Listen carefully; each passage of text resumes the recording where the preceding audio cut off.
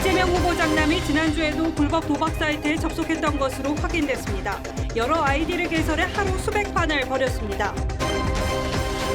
윤석열 후보 배우자가 겸임교수 지원 당시 제출한 증명서 직인을 두고 위조 의혹이 제기됐습니다.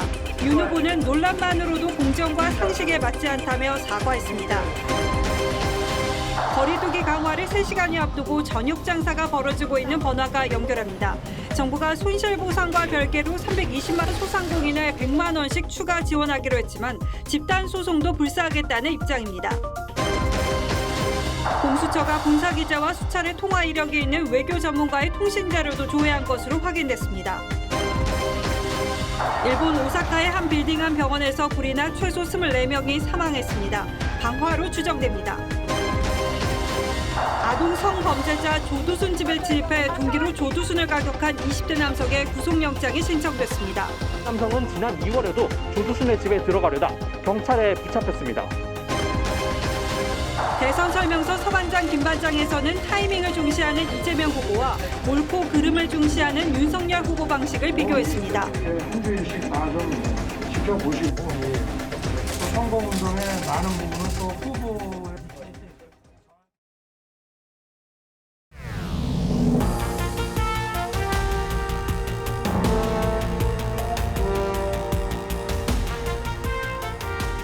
시청자 여러분 안녕하십니까? 뉴스9의 신동욱입니다. 다시 더 대통령 선거란 지난 정부의 공과를 평가하고 새로운 5년 국가의 미래를 누구에게 맡길 것인지 선택하는 절차입니다. 당연히 후보의 자격이 가장 중요합니다. 하지만 이번 대선처럼 후보가 아닌 가족의 문제가 집중적인 검증 대상이 된 적은 없었던 것 같습니다. 때문에 이번 대선은 평가도 사라지고 정책도 없고 미래도 알 수 없는 아주 특이한 양상으로 전개될 거란 불안감을 지우기 어렵습니다. 이번 주 들어 윤석열 후보의 부인 김건희 씨 과거 이력 문제가 논란이 되더니 연이어 이재명 후보 장남의 상습 도박 의혹이 언론의 주목을 받았습니다. 이 후보, 윤 후보가 연이어 사과했지만 파문은 쉽게 가라앉을 것 같지가 않습니다. 관련해서 이재명 후보의 장남 이모 씨가 아주 최근 그러니까 이 후보가 대선 후보로 결정돼 전국을 누비고 있는 와중에도 인터넷 도박을 해온 아주 구체적인 사실을 저희가 추가로 확인했습니다. 정상적인 방법으로는 접속이 불가능한 불법 도박 사이트입니다. 이 씨가 사용한 것으로 지목된 아이디를 저희가 추적해 봤더니 여러 개의 아이디로 동시에 접속하는 방식으로 하루 수백 판의 포커 게임에 참가한 날도 있었습니다. 김지아 기자의 단독 보도입니다. 지난 12월 8일 오전 한 불법 도박 사이트에 IMPC ABCD 아이디 4개가 4개의 포커방에 접속합니다. IMPC B는 30만 원으로 시작해 111회 포커판에 참여해 41만 원으로 돈을 불리고 IMPC C는 10만 원으로 시작해 130회 참여해서 124만 원으로 돈을 불렸습니다. 이 아이디 4건이 이날 오전에 참여한 포커판만 400여 건. 이 후보의 장남과 함께 포커를 쳤다는 A씨는 해당 아이디는 장남 E씨가 사용했다고 지목했습니다. 친구들 소개로 포커를 치러 갔는데 그때 이재명 아들이 온다는 얘기를 듣고 아이디가 좀 워낙 특이한 아이디라가지고 이들 아이디는 E씨가 2020년 7월까지 사용한 것과는 별개입니다. 포커를 잡았는데 많게는 몇백만 원까지 강하게 베팅하고 프로 포커 도박꾼 같은 느낌이 강했어요. 취재진은 이 후보 측에 사실 확인을 요청했고 이 후보 선대위 측은 장남의 도박 시점을 2020년까지 해서 최근까지라고 정정하면서 사실상 이를 인정했습니다. 해당 사이트는 정상적으로는 접속이 불가능한 불법 도박 사이트입니다. 입금 계좌 교체로 단속을 피하고 있지만 추적은 가능합니다. 통장 내역, 통신 내역, 또 얼만큼 돈이 몇 번에 걸쳐서 오고 갔는지 증거가 사이트에 그대로 남아있고 도박 자금이 거액이란 의혹에 대해 이재명 후보는 아들이 1,000만 원 이내를 잃어 빚이 좀 있다고 답했습니다. 그 사이트 사이버머니라고 하나요? 사서 한 모양인데 하여튼 기간이 꽤 길고 그 사이에 잃은 게 1,000만 원까지는 안 되는 것 같습니다. 한편 장남의 성매매 의혹까지 일자 이 후보는 이를 부인하며 아들이 맹세코 아니라고 하니 부모 입장에서는 믿을 수밖에 없다고 밝혔습니다. TV조선 김자입니다. 윤석열 후보 부인 김건희 씨 관련한 새로운 의혹도 제기됐습니다. 김 씨가 과거 대학 겸임 교수에 지원하면서 제출한 경력 증명서가 위조됐을 가능성을 여권이 제기했습니다. 이어서 장용욱 기자가 보도합니다. 김건희 씨가 2007년 수원여대 겸임교수에 지원하며 제출한 한국게임산업협회 재직 증명서입니다. 오른쪽 하단에 동그란 모양의 협회장 직인이 찍혀 있습니다. 비슷한 시기 다른 공문에 찍힌 협회장 직인과 모양도 크기도 다릅니다. 여권은 위조 의혹을 제기했습니다. 동그란 도장은 뭐냐? 이게 위조된 거 아니냐? 막말로 막도장 찍어서 이거 찍은 거 아니냐? 김 씨의 건강보험료도 논란입니다. 김 씨는 2014년부터 2017년까지 코바나 콘텐츠 대표이사로 재직하며 자신의 연봉을 2,800만 원으로 책정해 건보료를 월 7만 원씩 냈는데 민주당은 당시 60억 원대 재산을 가진 김 씨가 월 7만 원만 내는 게 공정한 것이냐고 따졌습니다. 조홍천 의원은 김 씨가 허구의 세계를 진실로 믿고 거짓을 반복한다는 성격 장애가 있을 가능성까지 거론했습니다. 이렇게 많다면 정말 조심스럽습니다. 그런데 개인적으로는 이거 혹시 이거 리플리 증후군 아닌가. 윤석열 후보는 아내의 허위 경력 의혹에 대해 이후 여하를 불문하고 심려를 끼쳐 죄송하다고 사과했습니다. 제가 강조해온 공정과 상식에 맞지 않는 것임을 분명히 말씀드립니다. 죄송합니다. 국민의힘은 문서 위조 의혹엔 도장은 서류에 따라 다를 수 있다고 했고 건보료는 회사 사정이 여의치 않아 월급을 낮게 책정한 것이라고 반박했습니다. TV조선 장용욱입니다. 예, 이렇게 앞서거니 뒤서거니 이재명, 윤석열 두 후보의 가족 관련 의혹이 터져나오자 여야는 서로 상대 진영에 기획폭로 아니냐는 주장을 내놨습니다. 대장동 의혹을 덮기 위해서 김건희 씨 문제를 터뜨렸고 이 문제를 희석시키기 위해서 이 후보 아들 도박 의혹이 제기됐다는 겁니다. 여야가 이렇게 아무 근거 없이 이런 음모론을 주장하는 것 자체가 더 큰 문제라는 양비론적인 비판도 적지 않습니다. 최주원 기자가 보도하겠습니다. 민주당 선대위 온라인 소통단장을 맡고 있는 김남국 의원은 이재명 후보 아들의 도박 문제와 관련해 야당의 기획폭로서를 주장했습니다. 김건희 씨 의혹을 덮기 위한 시도라는 겁니다. 김건희 씨의 또 이런 어떤 사건이 일파만파 터지다 보니까 이걸 황급히 막기 위해서 또 한 거 아닌가. 앞서 국민의힘 이수정 공동선대위원장 역시 김건희 씨 관련 의혹 제기를 두고 대장동 개발에 관여한 유한기 전 본부장의 사망을 덮기 위한 여권의 기획공세라는 주장에 힘을 실었습니다. 갑자기 몇몇 언론들이 카메라를 들이대고 인터뷰를 하고 집중적으로 이제 쥐몰이를 해가지고. 하지만 양측 모두 뚜렷한 근거는 제시하지 못했습니다. 김남국 의원은 택시기사가 손님의 통화 내용을 듣고 유튜브 채널에 제보했다고 했고 이수정 위원장도 방송사 탐사 프로그램을 20년 동안에 세상 흐름이 눈에 보인다고 했습니다. 서로 상대 이제 약점으로 자기의 약점을 상쇄시키려고 하잖아요. 근거 없이 그렇게 하면 이른바 이제 자기들의 사과의 진정성만 훼손될 뿐이다. 민주당 안민석 의원은 국정농단 때도 기획이라고 주장했었다며 기획서를 일축했고 국민의힘은 김남국 의원을 허위사실 공표 혐의로 고발할 방침이라고 밝혔습니다. TV조선 최지원입니다. 원래 선거란 최선보다 차악을 뽑는 그런 말도 있습니다만 후보 가족 리스크에 여야의 네거티브 난타전이 이어지면서 이번 대선은 유례없는 비호감 선거가 될 거라는 걱정이 적지 않습니다. 실제로 많은 분들이 그런 말씀을 하고 계시고 여론조사 수치로도 나타나고 있습니다. 이재명, 윤석열, 심상정, 안철수 네 후보의 비호감도가 과반을 넘었고 투표할 후보를 정하지 못했다는 응답도 늘고 있습니다. 황선영 기자가 더 자세히 소개하겠습니다. 한국갤럽이 지난 14일부터 16일까지 실시한 여론조사에서 이재명 후보는 36%, 윤석열 후보는 35%로 초접전이었습니다. 대선이 가까워지고 있지만 의견 유보, 즉 찍을 후보를 결정하지 못했다는 응답은 한 달 전 14%에서 이번 주엔 16%가 됐습니다. 특히 20대에선 의견 유보 비율이 34%나 됐고 30대도 27%입니다. 유권자들이 마음을 정하지 못하는 건 이번 대선 주요 후보자들을 둘러싼 각종 의혹들이 불거지면서 비호감도가 그 어느 때보다 높기 때문인 것으로 풀이됩니다. 한 여론조사에서 후보별 비호감도를 물었더니 이재명 57.3%, 윤석열 61%, 심상정 안철수 후보가 각각 64.6%와 72.8%였습니다. 4명 모두 비호감도가 절반을 넘는 겁니다. 이런 상황에 거대 양당이 상대 후보와 가족에 대한 의혹 제기에 집중하다 보니 18가지의 허위 이력이 있는데요. 이게 상습적이고 의도적이라 보는 겁니다. 사과 쇼로 모면하고 넘어갈 수 있는 상황은 아니라는 거죠. 치료받게 하겠다. 이런 수준이 아니라는 거예요. 이건 중범죄라. 역대 어느 대선보다 후보들의 정책 비전과 국정 운영 철학이 보이지 않는다는 지적이 나옵니다. TV조선 황선영입니다. 예, 다음 뉴스입니다. 오늘 밤 12시부터는 단계적 일상 회복이 끝나고 강화된 거리 두기가 다시 시행됩니다. 연말을 앞두고 사실상 마지막 심야 영업을 하고 있는 자영업자들의 마음도 절박하고 심란할 것 같은데 날씨까지 추워져서 거리 분위기가 어떨지는 모르겠습니다. 현장으로 가보죠.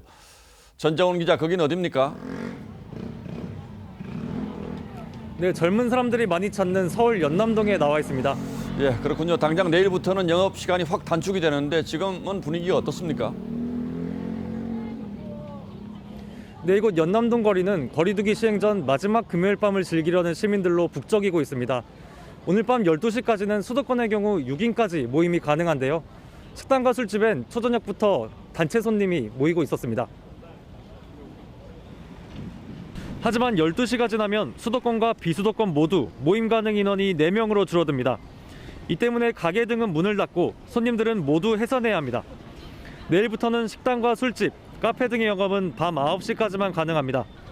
최대 집합 허용 인원 4명은 모두 백신 접종을 마쳐야 하고 미접종자는 식당 등을 혼자 이용해야 합니다. 시민들은 연말 거리두기 강화를 아쉬워하면서도 코로나 확산이 거센 만큼 받아들인다는 반응이 많았습니다.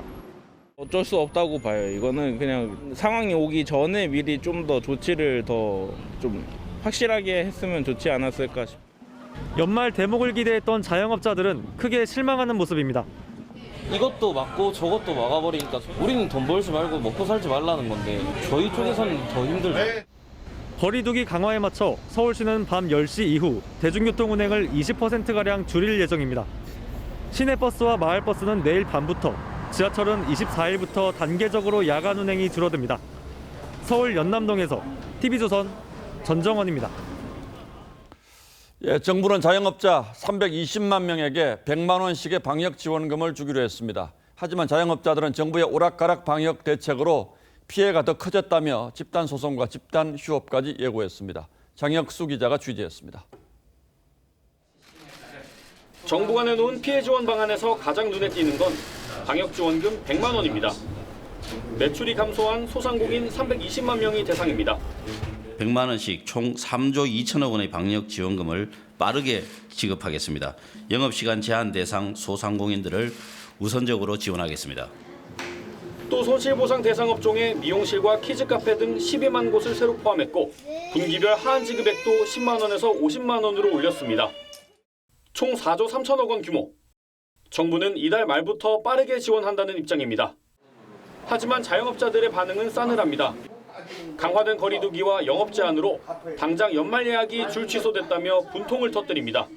계속 예약이 취소되더라고요. 그리고 내일부터는 지금 어떻게 장사를 해야 할지 모르겠어요. 폐업을 지금 고민을 많이 하고 있어요. 코로나 피해 자영업 총연합은 실질적인 손실보상을 요구하며 정부를 상대로 한 집단 소송에 들어갔습니다. 최소 100만 곳이 참여할 예정이며 오는 20일 집단 휴업의 방법과 시기도 결정합니다. 우리가 문을 닫자 항의 차원에서 그리고 실질적인 손실보상금을 원한다. 내용은 그거예요.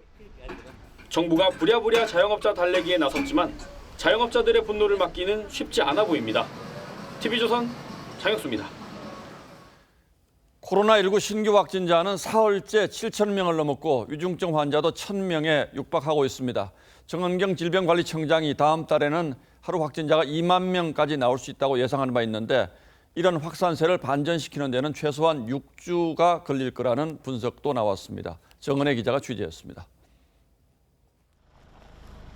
내일부터 종교시설 방역 기준이 거리두기 4단계 수준으로 강화됩니다.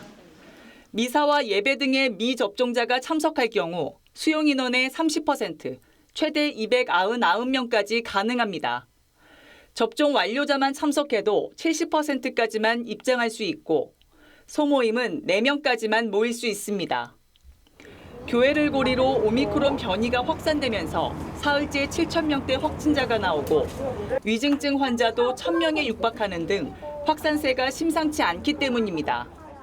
수도권의 중증병상 가동률은 90%에 육박하고 있고 현장에선 연일 의료체계 보완이 시급하다는 아우성이 나옵니다.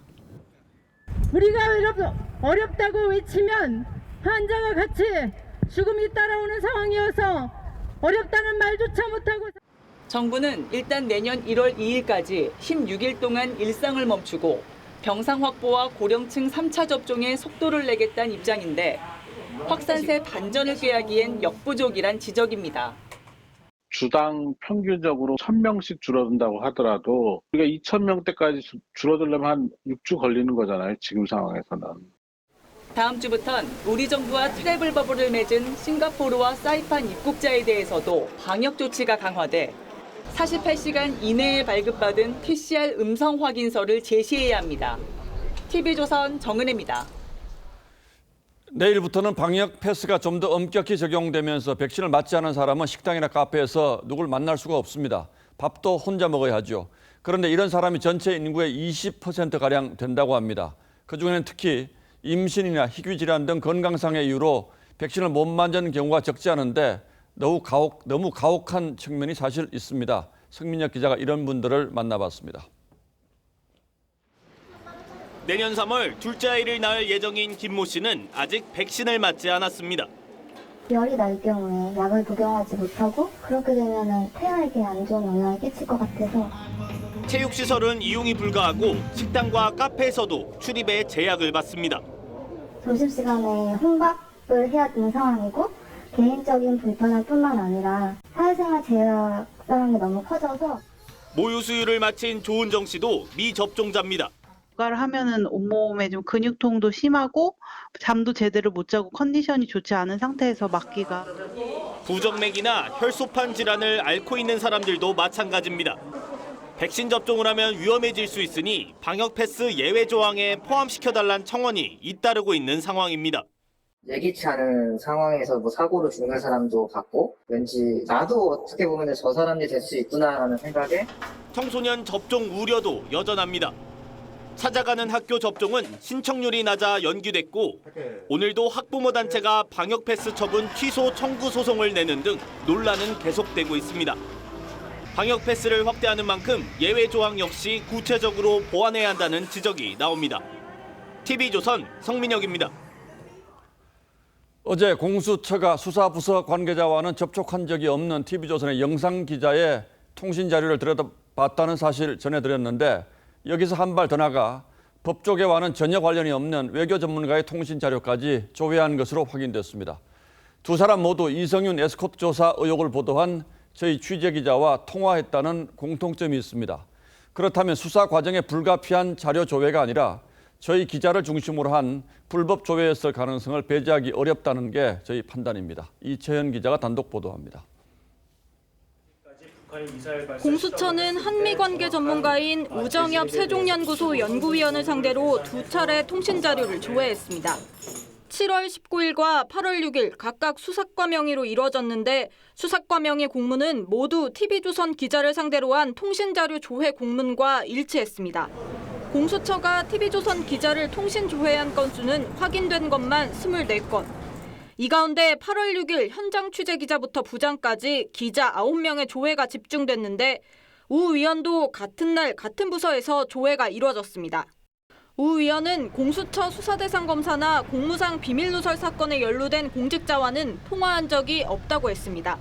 설마 하는 생각에 통신사에 알아봤더니 공수처에서 조회한 내역이 나와서 좀 놀랐습니다. 우 연구위원은 공수처의 이성윤 서울중앙지검장의 에스코트 소환 보도를 전후해 해당 취재를 한 TV조선 기자와 여러 번 통화했습니다. 앞서 공수처 수사대상과 연락한 적 없던 TV조선 영상 취재 기자도 비슷한 시기 같은 취재 기자와 통화를 한 상황. 공수처 측은 가입자 정보를 파악한 적법 절차였다는 기존 입장을 유지했습니다. TV조선 이채연입니다.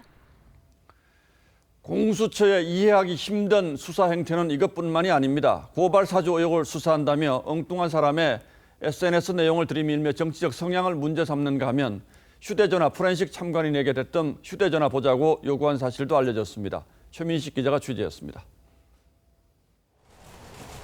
공수처는 최근 고발 사주 의혹을 받는 손준성 검사와 대검에서 함께 근무한 A 수사관을 불러 SNS 내용을 조사한 것으로 전해졌습니다. 수사관으로서 정치 편향성 등을 캐물은 겁니다. 그런데 공수처가 내민 SNS 계정은 A 수사관 것이 아니라 동명이인 계정으로 알려졌습니다. A 수사관은 해당 SNS 계정이 없고 계정에 표시된 것처럼 수원에 거주하지 않는다고 해명했는데 공수처 측은 본인을 숨기려고 거주지만 수원으로 입력해 놓은 것이 아니냐는 등 추궁한 것으로 파악됐습니다. A 수사관은 재차 부인했지만 수사하면 다 나온다며 으름장까지 놓은 것으로 전해졌습니다. 공수처는 또 참관인을 상대로도 수사 절차를 위반했다는 논란에 휩싸였습니다. 공수처는 최근 김웅 의원 차량 블랙박스를 포렌식하면서 일부가 포맷대에 없어진 것을 확인했습니다. 그러자 참관인으로 출석한 김 의원 비서에게 누가 포맷을 지시했느냐며 그 자리에서 바로 휴대전화를 보자고 했다는 겁니다. 제가 참고인도 아니고 참관인으로 간 거잖아요. 그렇게 사실 물어볼지는 상상도 못하고 있었죠. 법조계에선 황당한 수사 절차라는 반응이 나왔지만 공수처는 이미 제출을 요구한 적은 없다고 해명했습니다. TV조선 최민식입니다. 일본에서 27명이 심정지 상태로 발견되는 사고가 벌어졌습니다. 지금까지 최소 24명이 사망한 것으로 파악됩니다. 오사카에 있는 한 8층짜리 건물에서 불이 난 건데요. 변을 당한 이들은 모두 4층 병원에 있었습니다. 목격자는 병원 입구에 있던 한 남성이 가진 종이봉투에서 불이 시작됐다고 증언했습니다. 이유진 기자입니다. 소방관이 사다리 차로 올라가 창문 밖으로 고개를 내민 여성을 구합니다. 6階のところでですね、女性の方が取り残されている状態だったので、助けを求めてられたので、はしご車で降りられた時にはですね、ちょっともう腰が抜けたのかちょっとフラッとした感じで倒れ込まれたので。 오전 10시 20분쯤 오사카 도심의 8층짜리 건물 4층에 입주한 정신과 병원에서 불이 시작됐습니다. 20제곱미터를 태우고 26분 만에 꺼졌지만 27명이 심정지 상태로 발견됐습니다. 24명은 끝내 숨졌습니다. 모두 병원에 있다 변을 당했습니다. 多くの方がお亡くなりになり、また心肺停止の状態にあるとの報告を受けたところであります。お亡くなりになった方々には心よりお悔やみを申し上げます。 경찰은 60대로 보이는 한 남성이 종이봉투를 가져왔고 여기서 불길이 시작됐다는 목격자의 증언이 있었다고 전했습니다.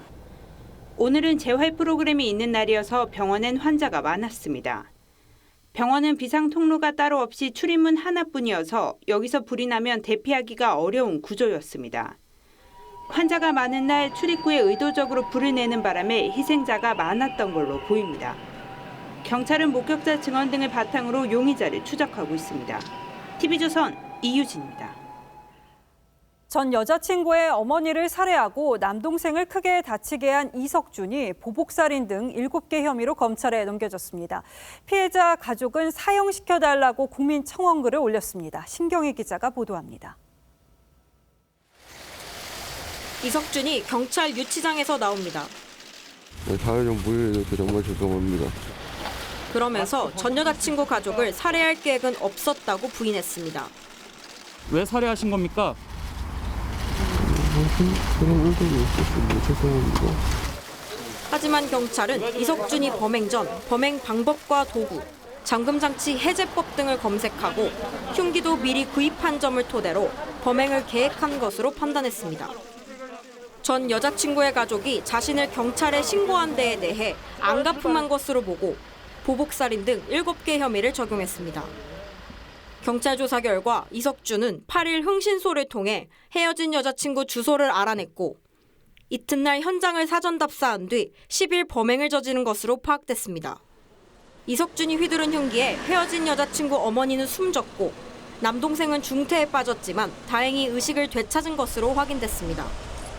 피해자 가족은 청와대 국민청원 게시판에 사경을 헤매는 동생과 고통 속에서 죽은 엄마의 한을 풀 수 있도록 도와달라며 이석준의 사형을 촉구하는 글을 올렸습니다.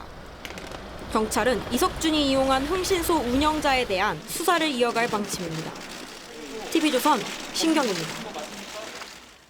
아동 성범죄자 조두순 집에 침입해서 둔기로 조두순을 가격한 20대 남성이 붙잡혔습니다. 이 남성의 행동을 놓고 갑론을박이 벌어지기도 했는데요. 구자영 기자가 전하겠습니다. 지난해 12월 출소한 조두순의 주거지입니다. 어젯밤 8시 50분쯤 20대 남성 A씨가 자신을 경찰이라고 속인 뒤 조두순의 집에 침입했습니다. A씨는 몸싸움을 벌이며 조두순에게 둔기를 휘둘렀습니다. 조두순의 아내가 근처 경찰 초소로 달려가 신고했고 A씨는 현행범으로 체포됐습니다. 무섭다고. 정말 사망해지고 밖에 나가니까 무섭대요. 그리고 밤에는 통 안 나와요. 조두순은 20대 남성이 휘두른 둔기에 머리를 다쳐 병원 치료를 받고 귀가했습니다. 머리 부상으로 신고가 들어와서 의식 명료하고 작은 열상 정도 한 2개 정도 보였다고. A씨는 경찰 조사에서 조두순의 성범죄에 대한 분노 때문이라고 범행 동기를 밝혔습니다. 조두순에게 둔기를 휘두른 남성은 지난 2월에도 조두순의 집에 들어가려다 경찰에 붙잡혔습니다. 온라인에서는 조두순을 습격한 A씨를 의인이라며 두둔하기도 하고 폭력적인 사적 보복은 안 된다는 의견이 엇갈리고 있습니다. 개인적으로 응징을 하겠다라고 폭력을 행사하는 것은 모방 범죄가 발생할 수 있는 그런 우려도 있습니다. 경찰은 오늘 A씨에게 특수상해와 주거침입 혐의를 적용해 구속영장을 신청했습니다. TV조선 구자영입니다.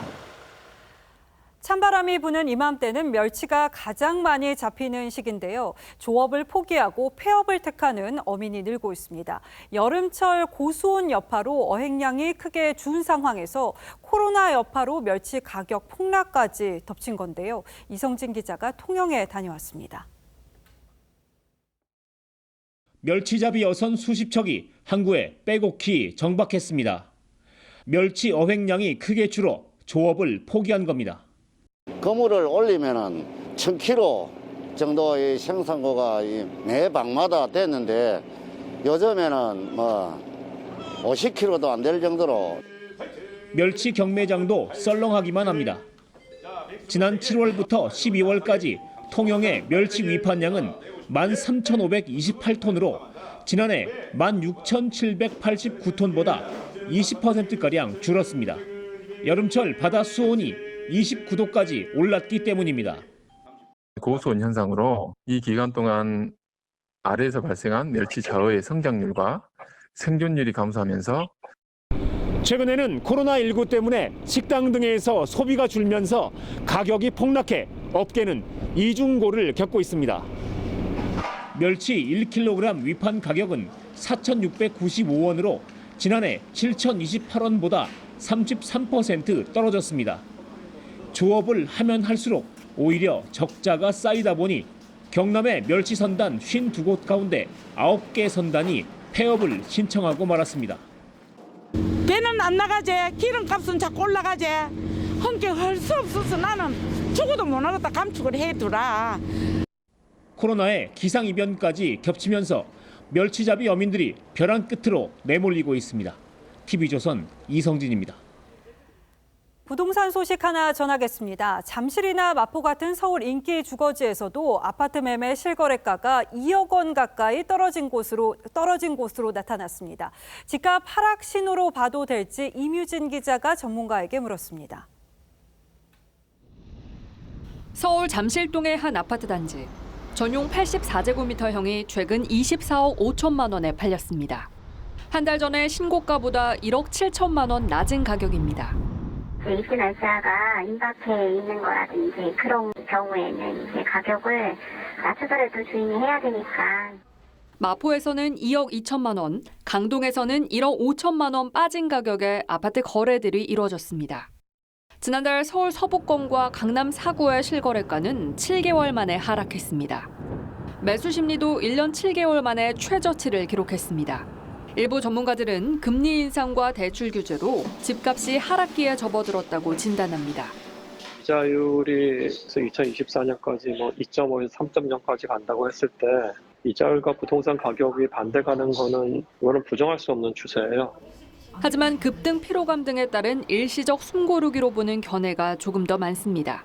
공급 부족 같은 근본적 문제가 해결되지 않았다는 겁니다. 거래 절벽으로 인해서 통계의 왜곡 현상이다라고 보시면 되죠. 공급 부족, 유동성의 풍부성, 저금리 등등으로 인해서 우상향 기조를 이어갈 것이라고. 내년 3월 대선이 부동산 시장의 최대 변곡점이 될 거란 점에는 전문가들 이견이 거의 없습니다. TV조선 임효진입니다. 한 중국 스마트폰 제조업체가 첫 폴더블 폰을 공개했습니다. 가격은 낮추고 화면이 접히는 부분의 주름을 개선했다는 평가가 나오는데 삼성전자가 독주하고 있는 폴더블 폰 시장 경쟁이 더 치열해질 전망입니다. 오현주 기자입니다. 중국 오포의 최고 제품 책임자가 접힌 스마트폰을 좌우로 펼칩니다. 이번에는 A4 용지를 스마트폰 사이에 끼우더니 종이만 잡고 흔듭니다. 접히는 기술력을 뽐내는 건데 화면 주름을 경쟁사 대비 80% 줄였다며 삼성전자를 콕 집어 비교하기도 합니다. 가격은 약 50만 원 저렴합니다. 다른 중국 업체들도 앞다퉈 접는 폰을 내놓고 있습니다. 화웨이는 위아래로 접히는 스마트폰을 다음 주에 공개하고 샤오미도 내년에 같은 형태의 폴더블 폰 출시를 준비 중입니다. 부품에 대한 서플라이 체인이 어떻게 구성되어 있는지도 중요한데 중국 업체들도 나름대로의 생태계를 꾸리고 있는 상황이고 따라잡는 거는 결국에 시간 문제이지 않을까 싶긴 합니다. 삼성이 독주하는 폴더블폰 시장이지만 중국 업체들이 본격적으로 뛰어들면서 전 세계 폴더블폰 시장 규모는 올해 900만 대에서 2023년 3천만 대 수준으로 크게 늘어날 것으로 보입니다. 성장이 둔화됐던 스마트폰 업계의 폴더블폰 시장이 새 격전지로 떠오르고 있습니다. TV조선 오현주입니다. 다시 정치권 소식입니다. 이재명 후보는 코로나19 확산세를 고려해 매주 말 갔던 지역 순회 일정, 즉 메타버스 일정을 취소했습니다. 대신 오늘은 비정규직이 한 명도 없는 기업을 찾아가 정규직 고용의 중요성을 강조했습니다. 그런데 발언 과정에서 비정규직은 소속감 없고 회사에 나와 시간만 때운다고 했습니다.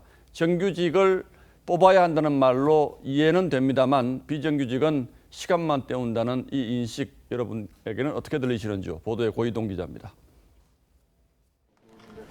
강원도 원주의 식음료 제조업체를 찾은 이재명 후보가 비정규직은 생산성이 떨어질 수 있다며 정규직 고용 필요성을 강조했습니다. 직원들의 자발성이 제일 큰 자원이죠. 이게 비정규직 뽑고 막 이렇게 소속감이 없고 하면 시간만 때우고. 한 직원이 초등생 자녀 돌봄 고충을 호소하자 경력 단절의 제일 큰 원인이라며 책임지겠다고 약속했습니다. 저희가 어쨌든 7시까지 학교에 책임져 주겠다. 이 후보는 앞서 당내 코로나19 위기 대응 특위 첫 회의에 참석해 소상공인 지원을 위한 소비 쿠폰을 제안했습니다. 매출 지원을 하게 할 수 있는 소비 쿠폰 지원 같은 이런 방식들을 좀 최대한 동원했으면 좋겠습니다. 앞서 전국민 재난지원금 지급을 위한 예산 편성을 제안했다가 부정적 여론을 밀려 철회했는데 방역조치 강화를 계기로 다시금 현금성 소비진작 카드를 꺼낸 겁니다. 대선을 82일 앞두고 이 후보는 당원들에게 문자 메시지로 지지를 호소했습니다. 이 후보는 기득권의 저항은 맹렬하고 집요하다. 자신들의 배만 불리는 착취 구조를 만들어놨다며 언행일치의 자세로 실력과 성과를 증명하겠다고 했습니다. TV조선 고희동입니다. 윤석열 후보는 문재인 정부가 범죄 행위로부터 국가가 국민을 구조한다는 헌법상 책무를 지키지 않고 있다며 집권하면 흉악범죄와의 전쟁에 나서겠다고 밝혔습니다. 이 역시 취지는 이해합니다만 범죄와의 전쟁이라는 말에선 옛날 냄새가 느껴집니다. 이태희 기자가 보도하겠습니다.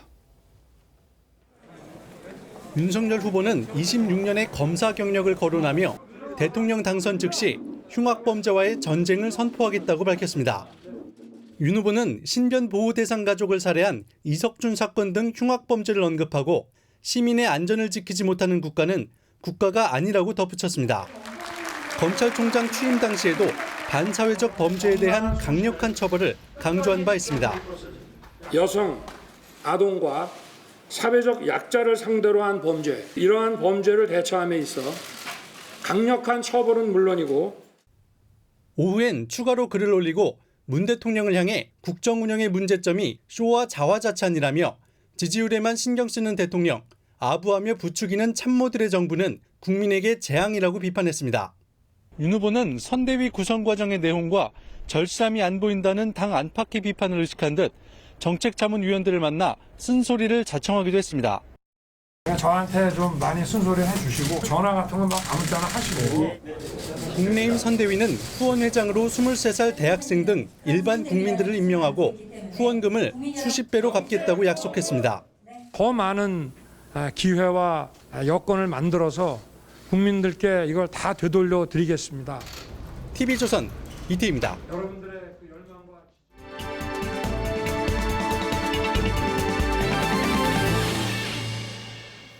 대선 전국의 깊숙한 뒷얘기를 들어보는 대선 설명서 서반장, 김반장 시간입니다. 오늘도 여당의 서주민 반장, 야당의 김정우 반장 나왔습니다. 자, 서반장이 준비한 걸 보니까 이재명의 순간 포착이네요. 예, 그렇습니다. 이거 한번 보시죠. 4시간 대 3일.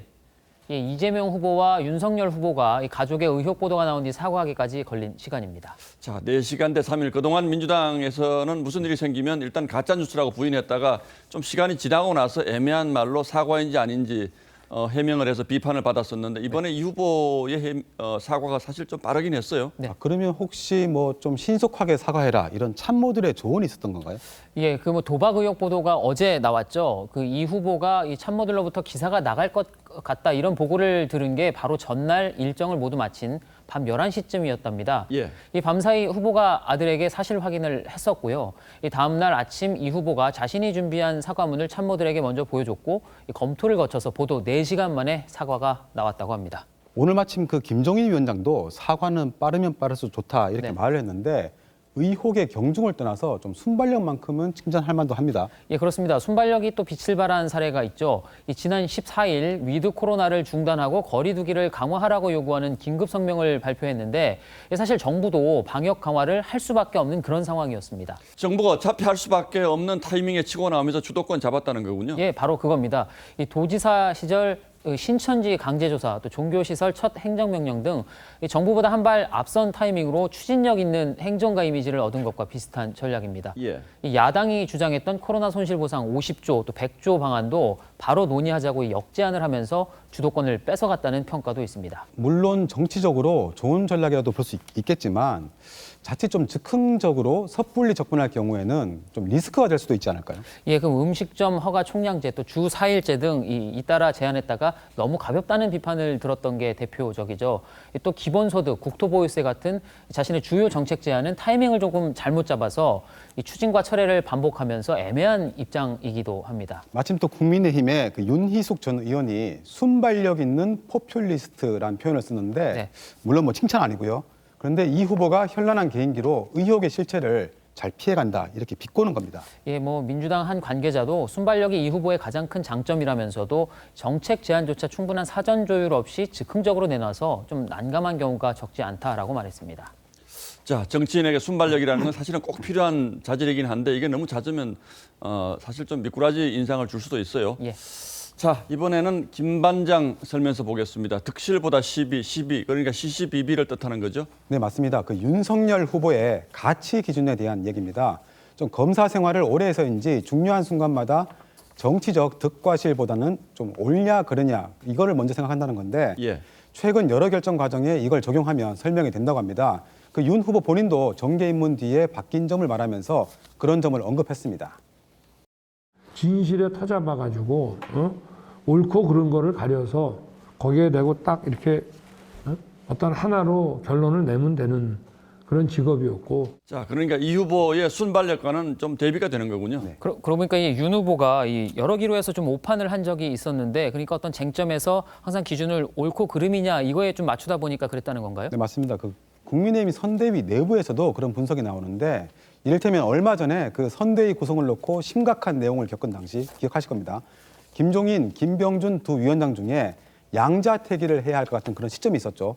윤 후보 입장에서는 김병준 위원장은 사람 좋고 말도 통하는 전문가라면 김종인 위원장은 좋은 말도 잘 안 해주는 그런 껄끄러운 상대라는 인식이 있을 수밖에 없다는 겁니다. 윤 후보 입장에서 좋고 나쁨이 이렇게 판단이 되는데 당시 선거 흐름상 오히려 득실은 반대였다는 그런 지적도 있습니다. 김 반장 설명을 조금 정리하자면 이 마치 김종인 위원장을 선택하는 게 유리했었는데 윤 후보로서는 좀 껄끄럽고 불편한 사람이었다 이건가요? 네, 맞습니다. 그런데 결과적으로는 그 두 사람 다 이제 선대위에 합류를 했기 때문에 딱 잘라서 말할 수는 없지만 그런 요인이 꽤 컸다고 볼 수 있고요. 또 좀 전에 서 반장이 이재명 후보의 타이밍 얘기를 했는데 윤 후보가 부인 논란에 대해서 시시비비를 가려보겠다 이런 입장을 보인 것도 사과 타이밍을 놓치는 결과로 이어졌다는 그런 지적이 나옵니다. 시시비비 다 따졌다가는 사실 타이밍을 놓치는 경우가 많아서 선거 국면에서는 도움이 안 될 때가 많죠. 예, 맞습니다. 그래서 당 선대에서도 이제 검사가 아니라 야권에서 가장 중요한 정치인이 됐는데 좀 답답한 모습을 보인다는 얘기가 나옵니다. 하지만 국회의원 서너 번 하고 끝낼 정치인이 아니라 국정을 이끌 리더십으로선 진정성 있는 거 아니냐 이런 반론도 있습니다. 자, 뭐 진정성 물론 중요합니다만 가치 기준을 옳고 그름으로만 따지면 이게 또 자칫 아집으로 보일 수도 있죠? 네, 맞습니다. 여야 강성 지지층들이 비판을 받는 행태 중 하나가 정치를 선악의 구도로 본다는 점인데 정치 리더가 시비를 지나치게 따지다 보면 유연성을 잃고 극단적인 방향 설정을 할 수도 있습니다. 자, 이재명의 순발력 그리고 윤석열의 진정성 이렇게 뭐 단순하게 대비가 될 수 있을지는 모르겠습니다만 두 반장 설명 듣고 보니까 얼핏 그런 생각이 들기도 하네요. 예, 오늘도 잘 들었습니다.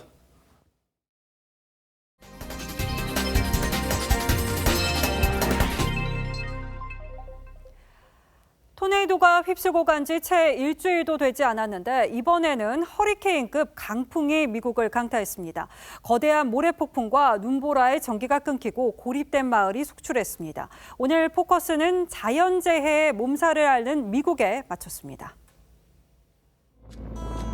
거대한 모래폭풍에 하늘은 온통 누렇게 변했고 한 치 앞도 보이지 않습니다. 건물 지붕은 종이장처럼 뜯겨져 나가고 거대한 트램폴린이 풍선처럼 날아갑니다. 대형 트레일러도 버티지 못하고 쓰러지고 말았죠. For first responders, including the Kansas Patrol and our troopers, it has been a continuous call after call, rollover after rollover. 미국 중서부 지역에 시속 120km 이상 허리케인급 강풍이 몰아치면서 최소 5명이 숨졌습니다. 이 지역은 해마다 토네이도가 1,200회 정도 발생하지만 주로 봄철에 집중됩니다. 12월에는 처음이죠. 68 years I've been here and I don't recall ever hearing the word tornado in December. 미국 전역에는 15일 하루 동안에만 50개가 넘는 강력한 돌풍이 관측됐고 토네이도는 20개 가까이 발생했습니다. We're going to recover, we're going to rebuild, you're going to be stronger than you were before. We're going to build back better than it was. 원인은 역시나 지구온난화. 토네이도 발생 직전 미국 남부 지역에서는 12월일 때도 최고 26도까지 오르는 등 이상 고온 현상이 관측됐는데 103년 만에 최고였죠. 또 멕시코만의 수온도 이례적으로 높은데 따뜻하고 습한 공기가 북쪽에서 내려온 차고 건조한 공기와 만나 강력한 바람과 폭풍을 일으키고 있다는 분석입니다. The Gulf is very warm. The Gulf is warmer at this time of year than it's ever been. The outbreaks like we've seen in the last week on an annual or even every few year basis. 온난화의 몸살을 앓는 지구의 경고 더 늦기 전에 귀담아 들어야 할 때입니다. 뉴스나인 포커스였습니다. 80을 앞둔 나이에 세계적 스타로 거듭난 배우가 있습니다. 드라마 오징어 게임에서 깐부 할아버지로 불린 오영수 씨입니다. 한국 배우 최초로 골든글로브 연기상 후보에 오르는 영광에도 찰나이고 순간이다라는 담담한 말로 품격을 드러냈습니다. 백은영 기자가 만났습니다. 연극 무대는 2년 만입니다. 코로나19는 55년 연기 인생 중 가장 긴 공백을 만들었습니다. 이번 연극은 오징어 게임 출연 이후 첫 번째로 선택한 작품. 내가 좀 너무 이렇게 자존심을 잃고 행동하는 거 아닌가 하는 그런 생각을 갖고 있을 때 이 작품의 의뢰가 왔어요. 한국 배우로는 처음으로 골든글로브 연기자상 후보에 오르고 광고 제안도 쏟아졌지만 초심을 잃지 않으려고 노력했습니다. 그게 이렇게 조금 몇 개월 지났는데 지금도 뭐가 좀 가라앉았어요. 근데 그게 어떻게 보면은 지나서 생각해 보면 찰나고 순간입니다. 무한 경쟁에 내몰린 사람들에게 따뜻한 조언도 건넸습니다. 깐부 정신.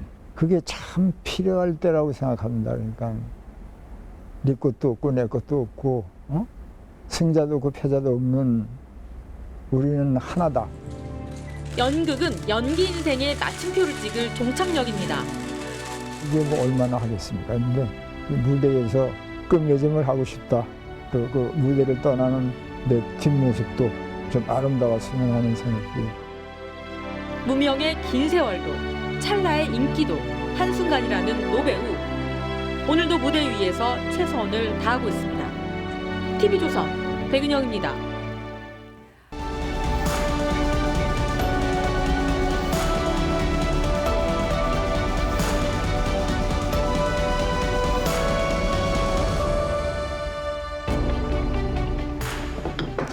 45년을 함께 산 노부부에게 연이어 치매가 찾아옵니다. 하나보단 둘이 낫지. 심심치도 않고. 할아버지는 바다를 좋아했던 할머니와 마지막 이별 여행을 떠납니다. 서정주 시인은 치매 걸린 아내의 손톱 발톱을 10년 넘게 깎아주며 수발했고 늘 손을 잡고 다녔습니다. 밥도 먼저 푼 고봉밥은 아내 앞에 놓아주고 나중에 훑은 밑밥은 자기가 먹었습니다. 그녀 먼저 숨을 거둬 떠날 때는 그 숨결 달래서 내 피리에 담고 내 먼저 하늘로 올라가는 날이면 내 숨은 그녀 빈 사발에 담을까. 미당은 62회를 함께한 아내가 앞서 떠나자 곡기를 끊고 2달 뒤에 따라 나섰습니다. 김종길 시인도 91살에 70년 가까이 해로한 아내가 세상을 뜨고 열흘 만에 뒤따라갔죠. 노 시인이 노래했던 부부입니다. 50년이 넘도록 하루같이 함께 붙어 다니느라 비록 때 묻고 이 빠졌을 망정 늘 함께 있어야만 제격인 사발과 대접. 그런데 지난해 서울에서 갈라선 부부 5쌍 중에 한 쌍이 황혼 이혼이라는 씁쓸한 통계를 받아들었습니다. 20년 전엔 100에 셋도 안 되던 것이 2013년 10%를 넘어섰고 이제는 20%까지 돌파한 겁니다. 그러면서 결혼 4년이 안 된 신혼 이혼까지 추월했습니다. 일본에서 황혼 이혼을 상징하는 나리타의 이별도 처음에 신혼 이혼을 가리켰습니다. 신혼 여행에서 돌아온 부부가 나리타 공항에 내리자마자 이혼한다는 얘기였죠. 젊은 층에 이혼 풍조를 꼬집던 이 말의 용도가 2000년대 들어서 바뀌었습니다. 부부가 막내 결혼식 치르고 공항에서 신혼여행 떠나보낸 뒤에 헤어진다는 겁니다. 황혼 이혼은 아무래도 아내 쪽에서 더 원하는 경우가 많다고 합니다. 그래서 일본에는 퇴직 남편 생존법이 나돈 지 오래입니다. 요리와 청소, 장보기를 배운다.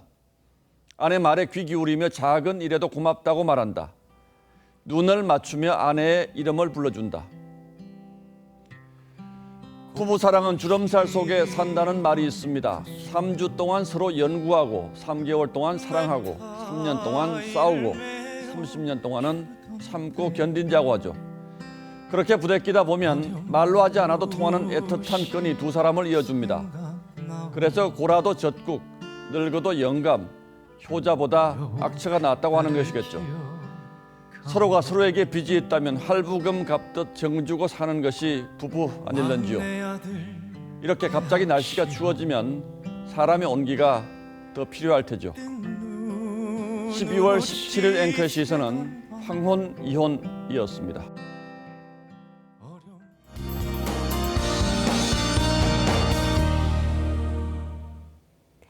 이번 주말 날씨에 대비를 단단히 하셔야겠습니다. 내일은 오늘보다 더 추워지면서 한파가 절정을 보이겠고요. 오후부터는 중부 지역에 많은 눈까지 예보됐습니다. 한파 소식부터 살펴보겠습니다. 내일은 서울과 대전이 영하 10도까지 떨어지겠고요. 바람이 강하게 불어 체감온도는 더 낮겠습니다. 한파특보가 전국 대부분 지역으로 확대되면서 올겨울 들어 가장 추운 날씨를 기록하겠습니다. 한파에 눈 소식까지 겹쳤습니다. 수도권과 강원도를 중심으로는 최고 8cm가 쌓이겠는데요. 짧은 시간에 강하게 내리기 때문에 더 주의하셔야겠습니다. 그 밖에 충청 이남 지역은 1에서 5cm 정도가 쌓이겠습니다. 이번 눈은 일요일 새벽 중으로 대부분 그치겠고요. 다음 주에는 한파나 눈 소식 없이 날씨가 잔잔해지겠습니다. 날씨였습니다. 예, 12월 17일 금요일 뉴스9은 여기서 모두 마치겠습니다. 시청해주신 여러분 고맙습니다.